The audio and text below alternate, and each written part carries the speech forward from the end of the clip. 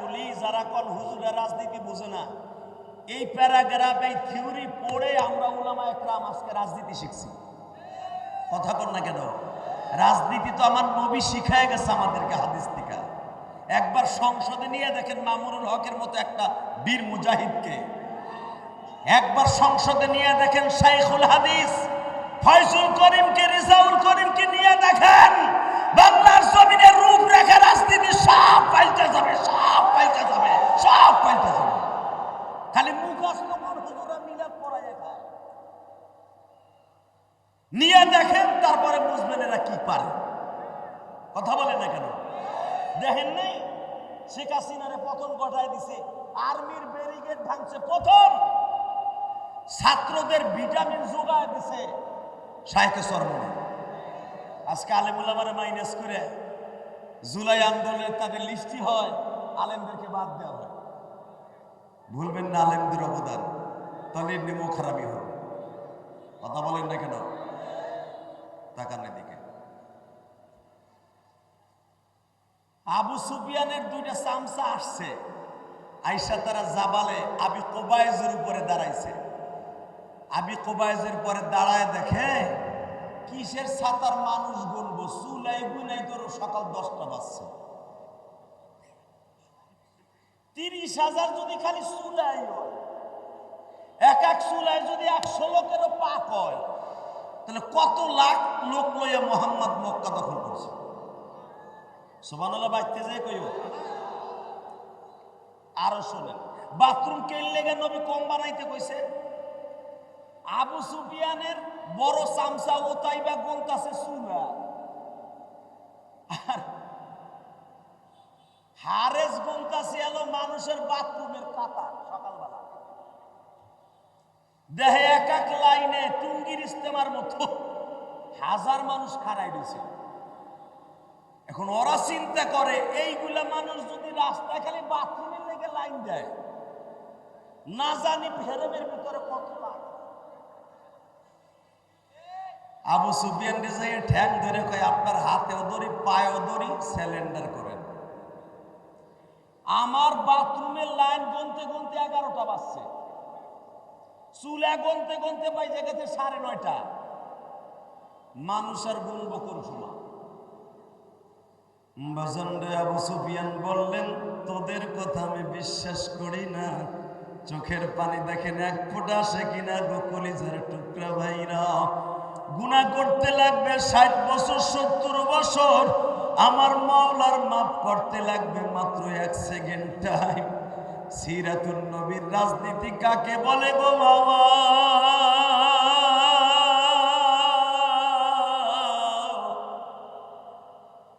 ওই কবরে একা পড়ে থাকবা, কেউ যাবে না। শুধু তোমার সঙ্গে সিরাতুন নবী যাবে বাবা, নবীর সিরাত সুরাতটার সাথে যাবে গো।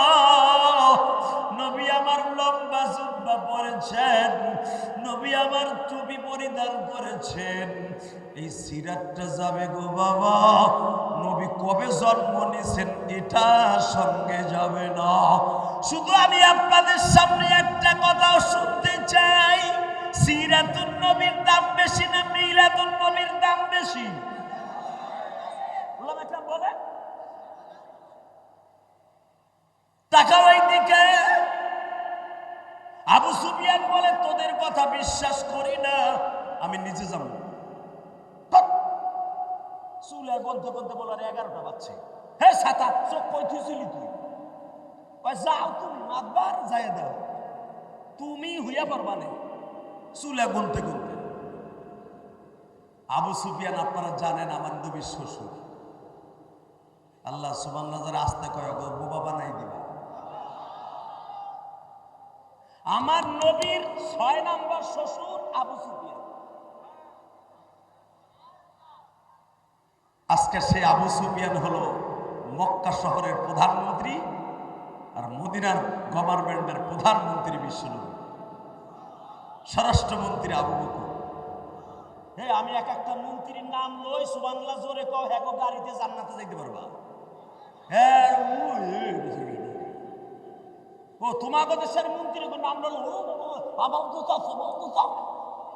খুব দুস ভাই, খুব দুস ভাই। বাবার রে, ও 500 টাকার নোট পাইবে এই ডরে।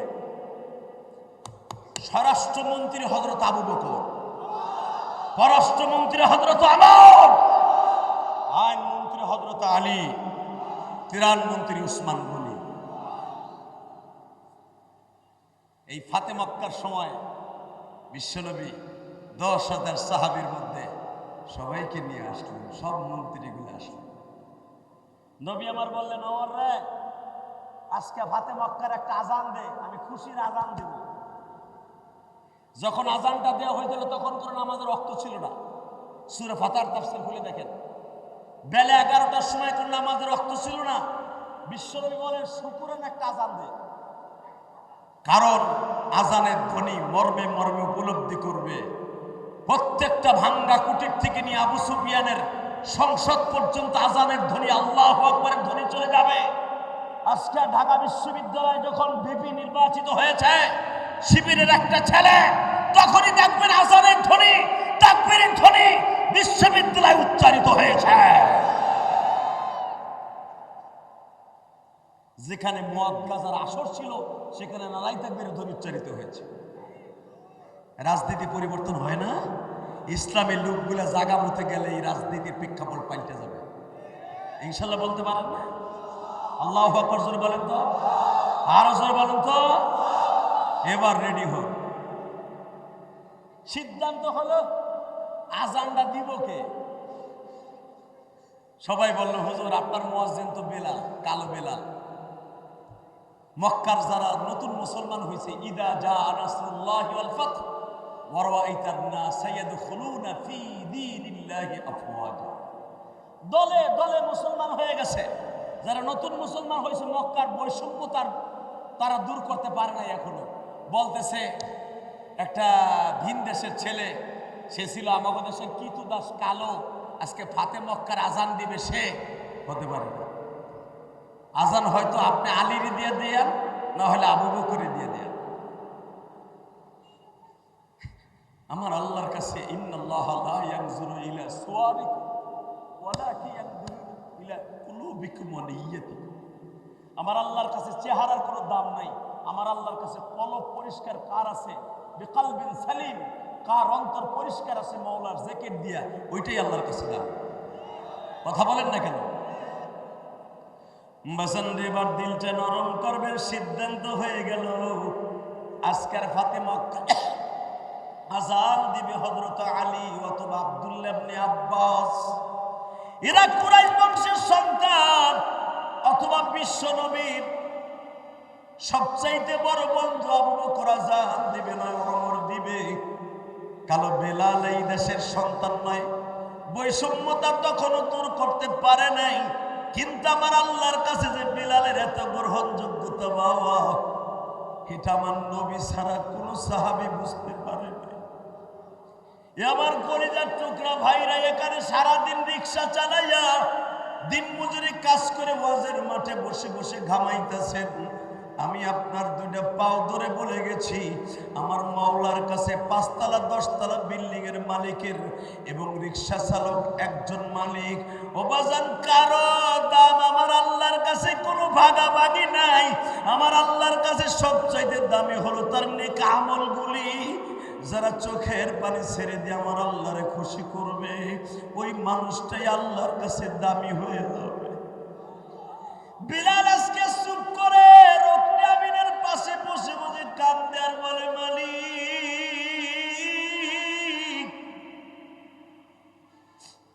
বিশ্বনবী হলো মসজিদ নববীর ইমাম, আমি হলাম মুয়াজ্জিন। আমার আজান ছাড়া আমার নবীর ঘুম ভাঙে না।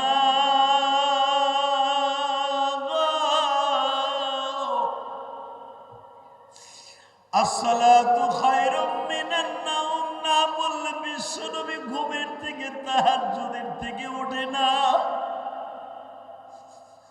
আজকে আমি কালো বিদায়, ভিন দেশের ছেলে বিদায় ফাতে মক্কার আজান দিতে পারবো না। তাহলে কি বৈষম্যতা তোমার কাছে আছে মালিক?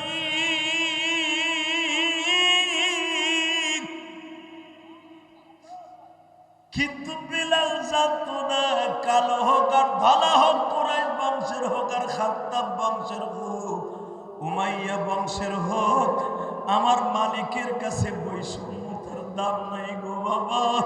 আমার আল্লাহর কাছে দাম হলো তার কলবের দাম।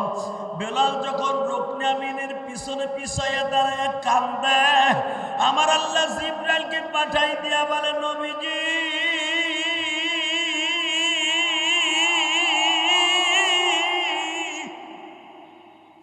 মসজিদে নববীতে বেলাল আযান না দিলে সূর্য উদিত হয় না, সুবহ সাদেক হয় না।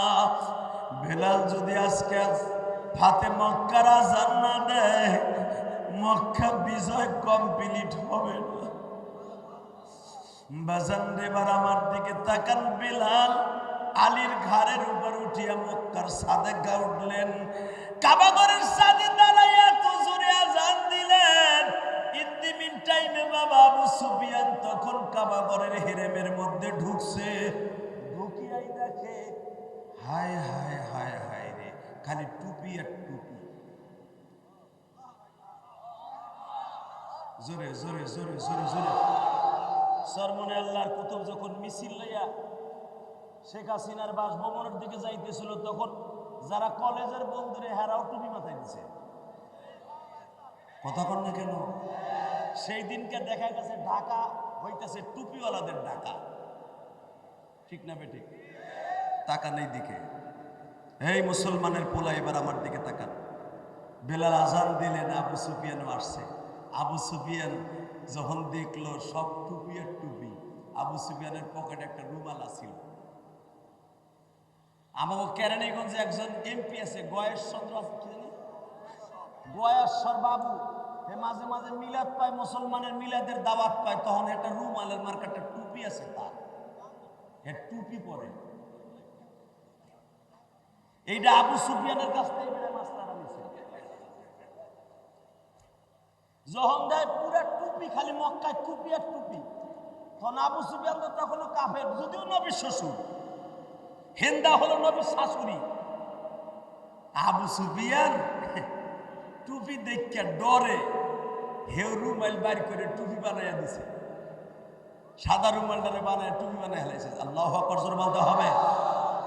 আর পাঞ্জাবির আস্তিন দিয়া মুখ ডাকছে, কেউ আমার নাসি না ফেলে। কিন্তু সাহাবীদের চোখ ভয়ঙ্কর চোখ। ফট করে আব্দুল্লাহ ইবনে উবাই, আব্দুল্লাহ ইবনে সামিত রাদিয়াল্লাহু তাআলা দুইজনে ধরে লইছে। কিও তাইসা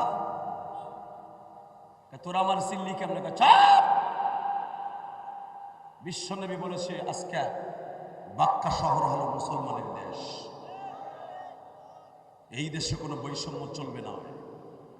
আসেন এদিকে। দুইজনে দুই বগলের নিচে হাত দিয়ে উঁচা করে নবীর সামনে লয়েছে। হুজুর, এই যে আপনার শ্বশুর চোরের মতো টুপি মাথায় দিছে বাঁচার লাইয়া।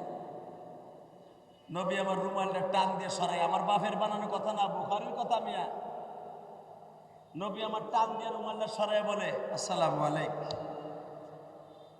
আবু সুফিয়ান তো সালামের উত্তরও দেয় না, কিচ্ছু দেয় না, চুপ করে বয়ে রয়েছে। নবী আমার বলে, আপনি আমার কাছে কি ব্যবহার চান? আপনারা কি কাবাগরের সাথে টানায় পিটামো, না এই ডিক্লেয়ার দিব যে আপনার ঘরে যারা যাবে তাদেরকেও আমি মাফ করে দেব? আবু সুফিয়ান বলে, আব্দুল্লাহর গোলাম মুহাম্মদ আমার জামাইয়ের ব্যবহার দেখতে চাই। নবী আমার বললেন, আমি আপনারা মাফ করে দিছি। কারণ উহুদের মাঠে আমার দান মোবারক শহীদ করছে আপনার ছেলের নেতৃত্বে। আল্লাহু আকবার জোরে বলতে পারলেন না? আমি এখনো পর্যন্ত গোস্তের হাড্ডি চাবাই খেতে পারি না। লোহার হেলমেট আমার এখান দিয়ে ঢুকে এখান দিয়ে বের হয়ে গেছে। আমি এখনো পর্যন্ত মাথার যন্ত্রণায় প্রতি মাসে 3 বার আমি বেহুশ হয়ে যাই। সব মাফ করে দিছি। আপনার নেতৃত্বে, আপনার অর্থায়নে আমার বিরুদ্ধে উহুদ, বদর, খন্দক সংগঠিত হয়েছে, সব আমি মাফ করে দিছি। কিন্তু শর্ত একটা, আপনাকে আমি বলবো না আপনি কালেমা পড়েন, আমি সাধারণ ক্ষমা ঘোষণা করলাম। আপনার বাড়িতে যাই যারা আশ্রয় নেবে তাদেরকে আমি মাফ করে দেব। বাজানরে বিশ্ব নবীর চরিত্র যখন দেখলেন, রাজনীতি কারে কয় গো বাবা? বিএনপি আসলে আওয়ামী লীগ লাগো জাম্পু দিয়ে পিড়ায়, আতরি দিয়ে আতর বানাই দিয়ে পিড়ায়। আবার বিএনপি আলাদা আওয়ামী লীগ লাগো পিড়াইতেছে, এই পিড়ানো শিখায় গেছে আওয়ামী লীগ আলাদা।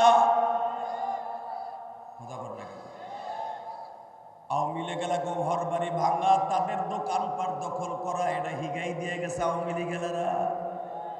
এটার নাম রাজনীতি নয় বাবা। লাকাদ কানা লাকুম ফি রাসূলিল্লাহি উসওয়াতুন হাসানা।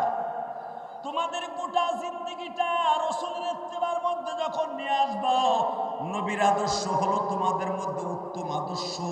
রাজনীতির দিক দিয়ে উত্তম রাজনীতি, সারা জিন্দেগি নবীর আদর্শ যদি কারো জীবনে ফিট হয়ে যায়, ওই মানুষটার মতো দামি মানুষ আর কেউ থাকবে না। কথা ঠিক না বেটি? নবীর রাজনীতি কারে কয় দেখেন, সিরাতুন নবী কারে কয় রাজনীতি বেটা? আবু সুফিয়ান চলে গেলেন, কালেমা কিন্তু আবু সুফিয়ান এখন পড়ে নাই, একা একা পড়ে নিছে। আল্লাহু আকবার। বাসায় গেছে, বউ জিজ্ঞেস করে কি ব্যাপার, তুমি গেলা মুহাম্মাদের লোক গুনার লাগে, তোর মাথা নিচের দিকে কে? তুই বোবা মানুষের মতো কা? দেখবেন যে যত বড় নেতা ও খায় বৌরাতের বুতা। কথা কর না কেন? এই যে কাউয়া কাদের আসল না, এই যে কাউয়া কাদের আলামু না, ওই কিন্তু শেখ হাসিনারে পালাবার রাস্তা প্রথম খুলে দিছে। ওর এই লেগামহীন কথার কারণে আজকে আওয়ামী লীগের এত বড় ডুবি। কথা কর না কেন?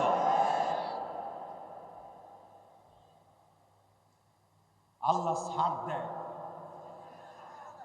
আল্লাহ কখনো গৌরবের কথা পছন্দ করে না। কারণ আল কিবরু রিদাই, অহংকার হলো আল্লাহর চাদর। এই চাদর মানুষ কোনোদিন টানাটানি করতে পারে না, এটা একমাত্র আল্লাহর জন্য খাস। লিল্লাহি তাকবীর। মাত্র আমার দিকে তাকাবেন, কোনো দিকে চোখটা ঘুরাবেন। হে মুসলমান ভাইরা, আমার পরে আর কোনো বক্তা আছে? সালাম ভাই, তাহলে আমি লাগাই ইনশাল্লাহ বলেন লিল্লাহি তাকবীর, লিল্লাহি তাকবীর। দিন ইসলাম, দিন ইসলাম, আল কোরআনের আলো। ঘরে ঘরে বহুত জ্বালাইছ, পচা স্লোগান বাদ দাও, সংসদে জ্বালাও। আল কোরআনের আলো, লিল্লাহি তাকবীর। তাহলে বোঝা গেছে ভোট আপনারা হুজুরকে দিবেন, যারা জোরে কইছেন এরা দিবেন, আর যারা চোখ বুঝে রয়েছেন এরা দিবেন না। আমি বুঝে ইনশাল্লাহ বলেন আল্লাহু আকবার জোরে বলেন তো। আবু সুফিয়ানের বিবি জিজ্ঞেস করে, নবীর শাশুড়ি হিন্দা জিজ্ঞেস করে, কেউ নেতা গেলা লোক গুনার লেগে আইলে চোরের মতো সাইজা, কারণটা কি? আবু সুফিয়ান কয়, শোন, আমার আর সে আগের দিন নাই, আমি কালেমা পড়ে মুসলমান হয়ে আয়া করছি। বুখারীর হাদিস, আমার বাপের বানানোর কথা না।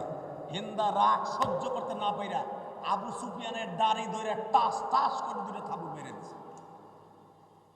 ওই যে কইছিলাম যে যত বড় নেতা খায় বৌরাতের গুতা। বাজারে হিন্দা আবু সুফিয়ানের গালের মধ্যে থাবুর দেয়, হিন্দার থাবুর খাইয়া বোর থাবুর খাইয়া আবু সুফিয়ান কিছু কয় না। হিন্দা জিজ্ঞেস করে, তুমি এত বড় নেতা, আমি থাবুর দিলাম, তুমি কিচ্ছু প্রতিবাদ করলে না, কারণটা কি? তখন আবু সুফিয়ান কোরআনের একটা আয়াত পড়ছিল, লাকাদ কানা লাকুম ফি রাসূলিল্লাহি উসওয়াতুন হাসানাহ ওয়া ইন্নাকা লাআলা খুলুকিন আযীম। যার আদর্শ, যার চরিত্র পৃথিবীর শ্রেষ্ঠ চরিত্র, তার হাতে কালেমা পড়ে মুসলমান হয়ে আসছে। এখন আর তোরে আমি কিছু কমু না, কারণ তুই কাফের, আমি মুসলমান। হিন্দা খুব কড়া মেজাজ, আপনারা জানেন বুখারীতে আসছে, হিন্দা খুব কড়া মেজাজে দৌড়ে আইছে, মোহাম্মদ আমার স্বামীরে জাদু দিয়া বিরাজ করছে। হিন্দা যখন নবীর সামনে আসছে কড়া মেজাজের তরবারি লইয়া, আমার নবীর চেহারা একবার দেখে হিন্দাও কালেমা পড়ে মুসলমান হয়ে গেছে। এবার আমার দিকে তাকান, হিন্দাও মুসলমান, আবু সুফিয়ান মুসলমান। এরা দুইজন নবীর বিবি, আপনার মা আমার মা হাফসা।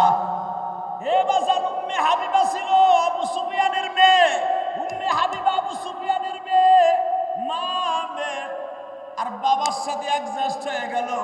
বিশ্ব নবী মনে মনে ভাবলেন, আবু সুফিয়ান যখন কালেমা পড়ছে, দেখি বাক্কা শহরের অবস্থা কি।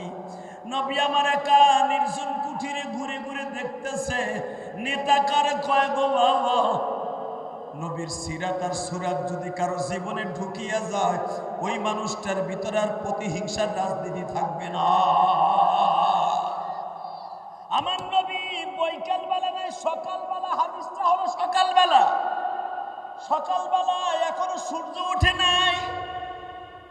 নবী সাহাবীদের চোখ ফাঁকি দিয়া জাবালে আবি সারার, জাবালে আবি কুবায়, জাবালে মারওয়া, জাবালে সাফা, এই 4টা পাহাড়ের মাঝখানে নবী দাঁড়িয়ে দাঁড়িয়ে ভিজিট করতেছে। আমার মায়ের দেশ, আমার বাবার দেশ, এত বছরের ভিতরে কতটুকু পরিবর্তন হয়েছে। হঠাৎ করে দেখে জাবালে সারা, যেটা জাবালে আবি কুবায়ের সাথেই লাগানো।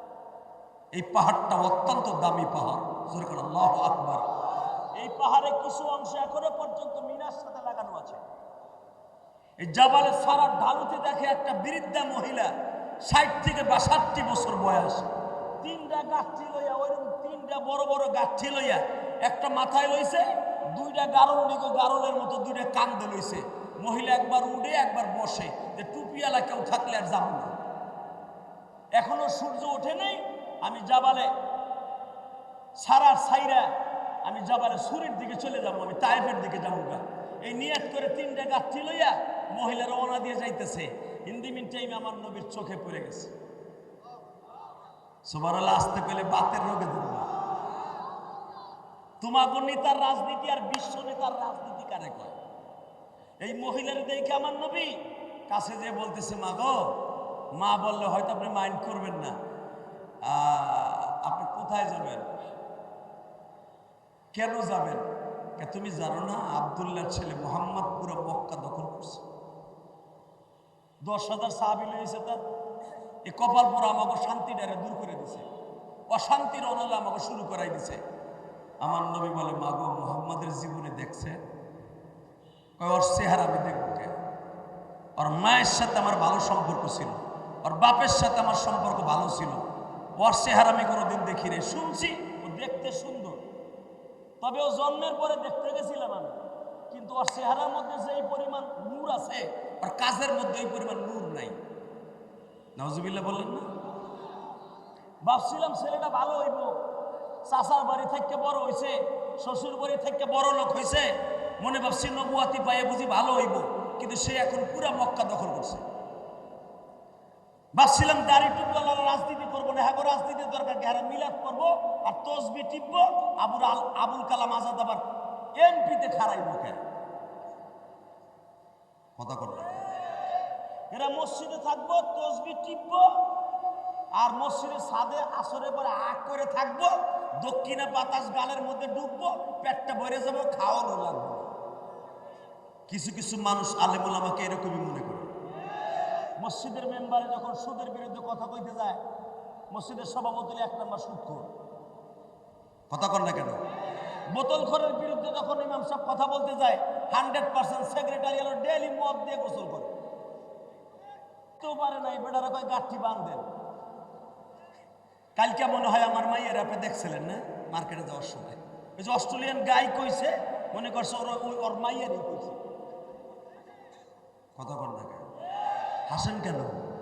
হালাকি ইমাম সাহেব তার মাইয়ের ওসরে না, বউর ওসরে না, হে সাইদা এসে কয় মনে হয় আমার মাইয়া গেছিল কালকে মার্কেটে, এর লেগে আমার মাইয়ের অস্ট্রেলিয়ান গাই কইছে।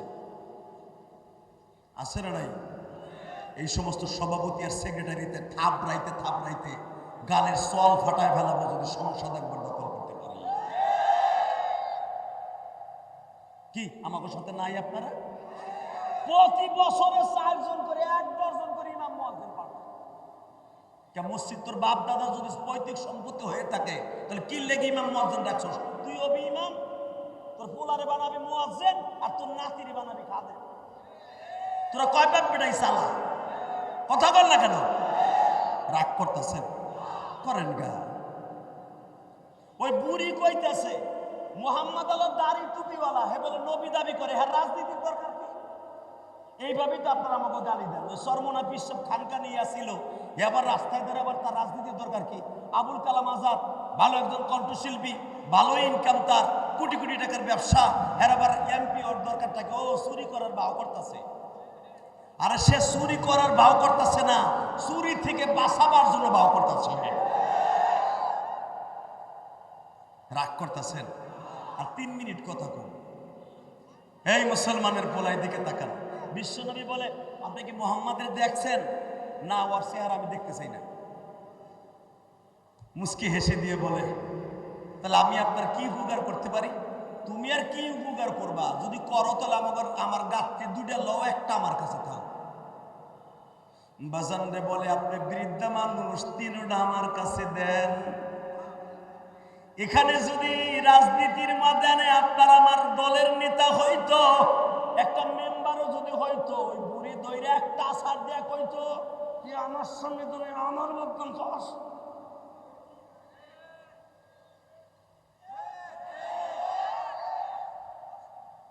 লাকাদ কানা লাকুম ফি রাসূলিল্লাহি উসওয়াতুন হাসানাহ। পৃথিবীর শ্রেষ্ঠ চরিত্রবান, পৃথিবীর শ্রেষ্ঠ রাজনীতিবিদ বিশ্বনবী। নবীর আদর্শে যদি কারো জীবনটা আদর্শবান হয়ে যায়, ওই মানুষ চাইতে দামি মানুষ আর কেউ হতে পারে না। কথা ঠিক না বেঠিক? 3টা গাঠি একটা আমার নবী মাথায় নিছে, আর একটা 2 বগলের মধ্যে নিয়ে বলে, বুড়ি মা, তুমি আমার পিছনে পিছনে বলবা আমি কোন দিকে যাব, ডাইনে যাব না বামে যাব। বুড়ি পিছনের থেকে ডেকোরেশন দেয়। বাজান রে, নবী সামনে সামনে হাঁটে, ছোট্ট ছোট্ট কণ্ঠে জিজ্ঞাসা করে, বুড়ি মা, তুমি কি মুহাম্মাদের মাকে কোনোদিন প্রাণ ভরে দেখেছো? বলো কি বাবা, মুহাম্মাদের মা আমেনা খুব ভালো ছিল। মুহাম্মাদের বাবা রেখে তুমি প্রাণ ভরে দেখেছো? বলো কি বাবা, মুহাম্মাদের বাবা আব্দুল্লাহ নাম ছিল, অনেক সুন্দর আদর্শবান পুরুষ ছিল। আব্দুল্লাহর জন্য মক্কার অন্তত শত শত মহিলা পাগল ছিল বিবাহ বসার জন্য। ওই আদর্শবান পুরুষের বিবি তো সবাই হইতে পারে না। মুহাম্মাদের দাদা মদিনার থেকে আমেনাকে বিবাহ করে নিয়ে আসলো। ওই ঘরে যেমন একটা সন্তান জন্ম নেবে কোনোদিনও ভাবি নাই গো বাবা। তবে একটা কথা শুনেছি, মুহাম্মদ মক্কা দখল করছে ঠিকই, এখনো পর্যন্ত কোনো মানুষকে অন্যায়ভাবে একটা থাপ্পড় মারে নাই। আমার নবী এক চোখে কান্দে আর এক চোখে আল্লাহর প্রশংসা করে, মালিক,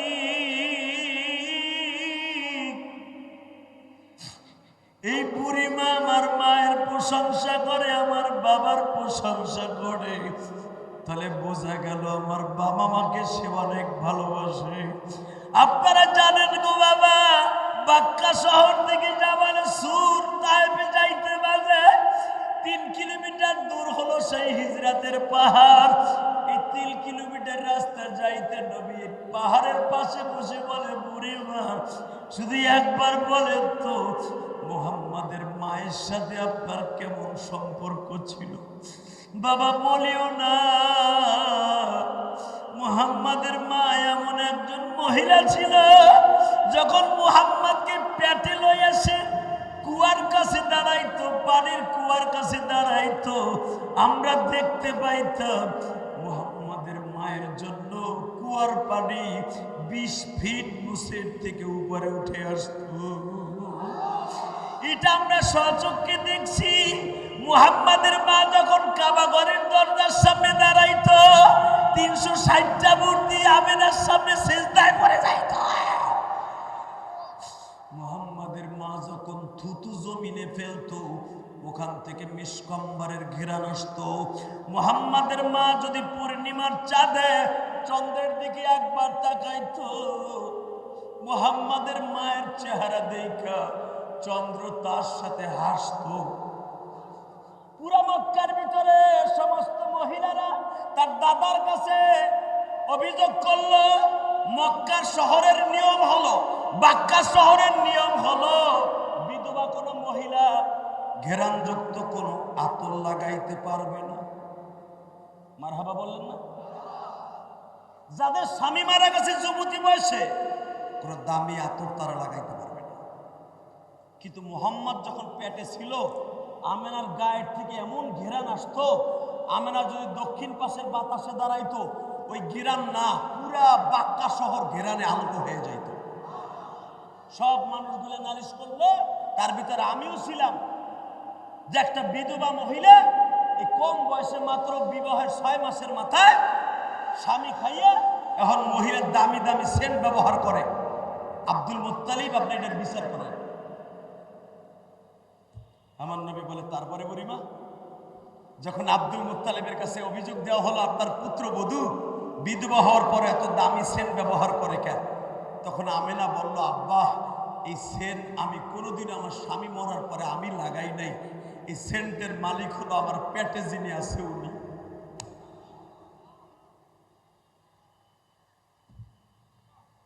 আব্বা শুধু আমি দাঁড়ায় থাকলে বাতাসের থেকে সেন্টের ঘেরান আসে না, আমি পায়খানা প্রস্রাব করলেও বেশ কাব্বারে ঘেরান আসে। আব্দুল মুত্তালিব বলে, তাহলে প্রমাণ করো তো। এবার আওয়াজ দিবেন, আপনার জীবনে যারা আশেকের রাসূল জীবনে দেন নাই এত জোর আওয়াজ দিবেন। এই সর্বনারী মাঠে পাগলগুলো লাফালাফি করে কেন? আজকে নবী যখন তাদের অন্তরে প্রকাশ পায়, জাহান্নামের ভয় যখন তাদের অন্তরে প্রকাশ পায়, এই পাগলগুলো লাফালাফি আরম্ভ করে দেয়। অনেকে সর্বনারী ভণ্ড হয়ে গালি দেয়। যারা সর্বনারী ভণ্ড হয়ে গালি দেয়, দেখবেন কোথাও না কোথাও তার ভেজাল আছে। তাকাও ওই দিকে। আমেনা প্রমাণ করলেন, আব্বা দেখবেন। আমেনার কারিশমা, মা আমেনা এক বদ্দি পানি নিয়ে আসলেন, পানির ভিতরে গালের মধ্যে কুলি করে বদ্দির মধ্যে ছেড়ে দিলেন। যখন বদ্দির মধ্যে ছেড়ে দিছে, আব্দুল মুত্তালিব গিলাস ভরে যখন তাদের খাওয়াইতেছে, যারা ওই পানি খেয়েছিল 1-2 দিন নয় 1 মাস পর্যন্ত তারা খাবারের পরে ঢেকুর দিত, ঢেকুরের সাথে মেশকাম্বারে ঘিরে আসত। বাজান এবার আমার দিকে তাকান, সিরাতুন নবী কত দাম গো বাবা। আমার নবী ওই বুড়িমার কাছ থেকে তার মায়ের প্রশংসা শুনতেছে, আর নবীর চোখ দিয়ে অজরে পানি পড়তেছে। বুড়ি জিজ্ঞেস করে, বাবারে তোমার চেহারাও তো অনেক সুন্দর, আমিনার কথা বললাম পর তুমি এইভাবে অজরে কান্দো কেন? ও বাজান এখানে অনেক পাগল আছেন, মা দুঃখিনী পাইছে নাই গো বাবা।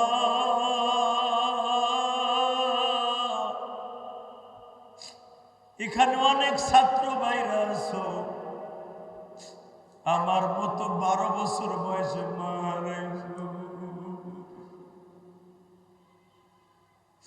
এই যে আমার বন্ধুবর মাজার ইসলাম রাশিদি কিন্তু আমার যখন দাওয়াত দেয়, আমি তখন মক্কায় ছিলাম।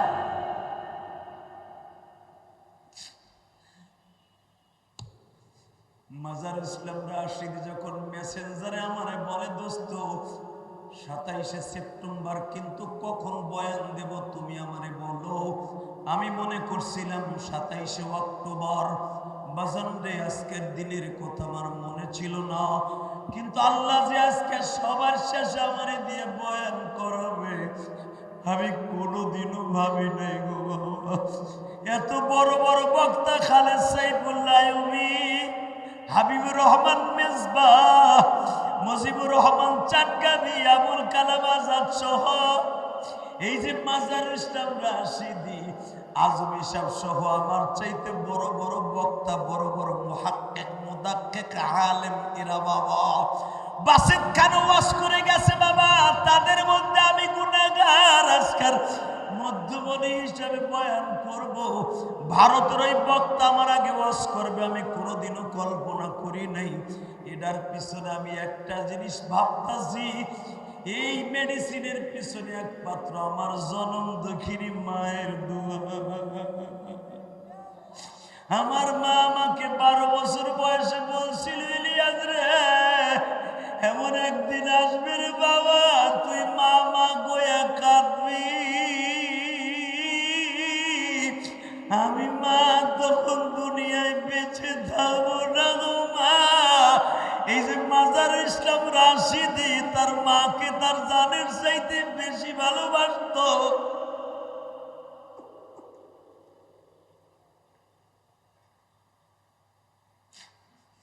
বাজান এটা কেন আলেম ওলামা মাকে বাবাকে এত ভালোবাসে জানেননি? একমাত্র এটা আমার নবীর সিরাত গো বাবা। আমার নবী আমার নবীর মাকে এত ভালোবাসতেন, যেদিন রাত্রে আমার নবীর মা ইন্তেকাল করবে, ও মা প্রেমিক বাইরা রে, দুনিয়ায় মায়ের মতো দরদি কেউ নাই গো মা।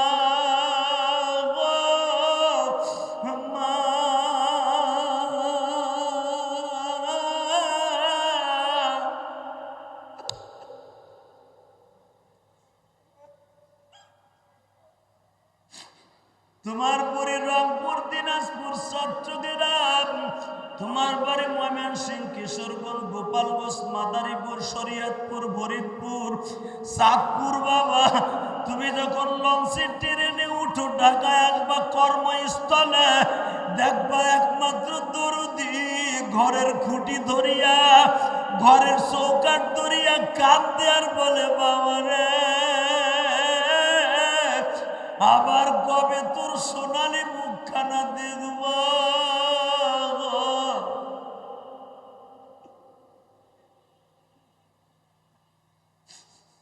আল্লাহ দেখো আমার তালবে আলিম বাবাজিরা কাঁদে, দাড়ি বাঁধা মুসলমানরা কান্দে। রাত 12টার সময় কান্না কি তোমার ভালো লাগে না?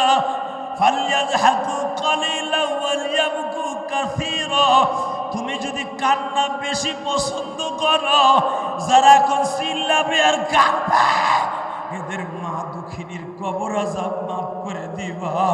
যাদের মা অসুস্থ সুস্থ বানায় দিবা, যাদের বাবা অসুস্থ সুস্থ বানায় দিবা।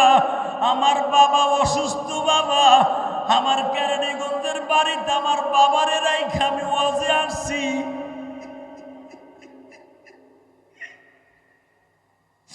আমি যখন গাড়িটা ড্রাইভিং করে তোমাদের ওয়াজের দিকে রওনা দিছি, বাবা দরজার দিকে তাকায় রয়েছে, ইলিয়াস রে, রংপুরের থেকে গতকালকে মাহফিল করে আসলাম বাবা, আজকে আবার কোথায় যাইতেছ? আমি বললাম আব্বা বেশ দূরে না, জুরাইন ধুলাই পার যাবো আব্বা, তাড়াতাড়ি আয়া পড়িও। আমার গোপালগঞ্জের ভাষায় আমার আব্বা বিদায় দিল আজকে। দুনিয়ায় বাবার মতো বন্ধু কেউ নাই রে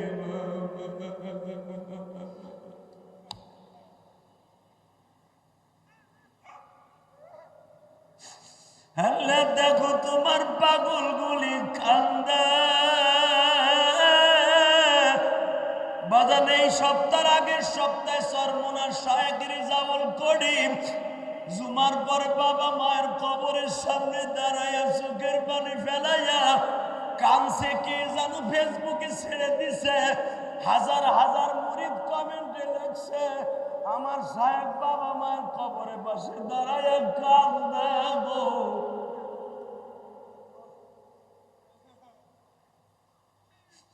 বাবা পীর মুরিদি একটা জিনিস, বাবা মার একটা জিনিস। ও আল্লাহর রাসূলের আশিকে রাসূলগুলি চোখের পানি ফেলাই এখন কান্দবা। নবী আমার কত মায়ের পাগল ছিল জানুনি তালবে আলিম বাবাজিরা। 6 বছরের নবী আমার মায়ের কপালে চুমা দিয়ে বলে, মা গো তোমার গায়ে 160 ডিগ্রি জ্বর মা। আমার নবী একবার মায়ের ঠোঁটের সাথে ঠোঁট লাগায়, আর একবার মায়ের পায়ের তালুটা এইভাবে ডলে আর কয়, মা তোমার পাও দুইটা দিয়ে বরফের মতো ঠান্ডা হয়ে গেছে মা। এই গরমের দিনে পাও তো এরকম ঠান্ডা হওয়ার কথা না। বাজান এখন চিল্লাবার কারবা। আমেনা রাত 12টার সময় বলতেছিল, মোহাম্মদ রে এই ঠান্ডা সেই ঠান্ডা গো বাবা, এই ঠান্ডা যদি জীবনে কারো একবারে স্পর্শ করে আর কোনোদিন মা কইয়া ডাক দিতে পারবি না। বাজান আপনাদের জানা আছে, জিব্রাইল পৃথিবীতে কয়েকটা জান নিতে এসে জিব্রাইল নিজে কেঁদেছিলেন, তার ভিতরে নবীর মায়ের জান আল্লাহর কাছে বারবার দরখাস্ত করছে, ও মালিক তোমার নবীর ঠোঁট দুইটা তার মায়ের ঠোঁটের সাথে লাগানো। এই অবস্থায় আমি কেমনে গাল দিয়ে আমেনার জানটা নিয়ে আসি? আমার আল্লাহ বলে ওইটা দেখতে চাই না।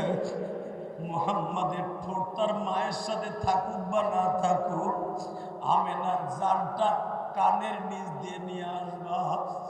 বাজানে যখন আমার নবী দেখলেন মার কথা কয় না গো মা, নবী একটা চিৎকার দিয়ে মায়ের বুকের সাথে কান লাগায় বলছিল, মা গো, ও মা, আজ থেকে চির এতিম হয়ে গেল।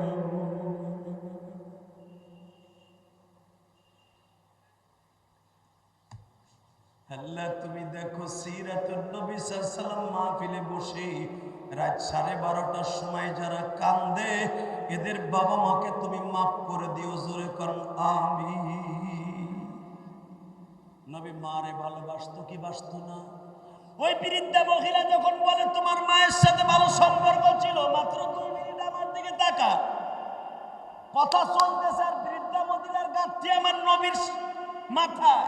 চলো মা, চলো। গন্তব্যস্থানে যাইবার পরে বুড়ি ডাক দিছে তার নাতিরে, উসাইল বিন মালিক ছিল তার নাম। এ উসাইল নিসিয়া,